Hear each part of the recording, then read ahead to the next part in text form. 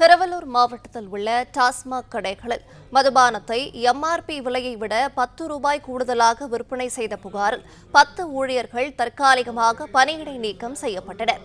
விவரங்களை தருகிறார் செய்தியாளர் வினோத். வணக்கம். இது குறித்தான விவரங்களை சொல்லலாம்.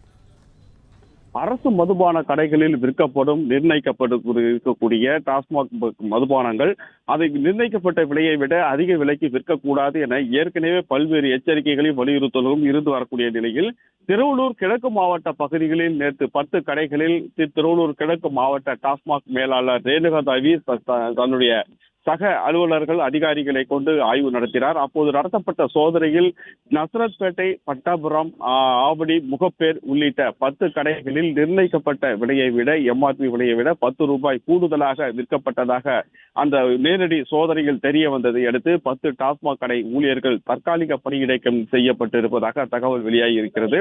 இதையடுத்து அந்த 10 கடைகளில் இருக்கக்கூடிய டாஸ்மாக் ஊழியர்களுக்கு பல்வேறு எச்சரிக்கைகள் விடுக்கப்பட்டிருந்தாலும் இது போன்ற நேரடி ஆய்வின் போதும் சோதனையை நடத்தும் போதும் அதிகாரிகளுக்கு முன்னிலையிலேயே இது போன்ற செயல் நடப்பதாகவும் இந்த செயலில் ஈடுபட்டிருக்கக்கூடிய 10 டாஸ்மாக் கடை ஊழியர்கள் தற்காலிக பணி நீக்கம் செய்யப்பட்டதுடன் மேலும் இது போன்ற எந்த விதத்திலும் ஈடுபடக்கூடாது என பல்வேறு வலியுறுத்தல்கள் மட்டுமல்லாமல் இதற்கு முன்னாக தமிழ்நாடு முழுவதுமாக இருந்து இது போன்ற 10 ரூபாய் கூடுதலாக விற்கப்படுவதாக பல்வேறு வீடியோ ஆதாரங்கள் சமூக வலைதளங்களில் வரக்கூடியதை நாம் நிதர்சனமாக பார்த்திருக்கிறோம்.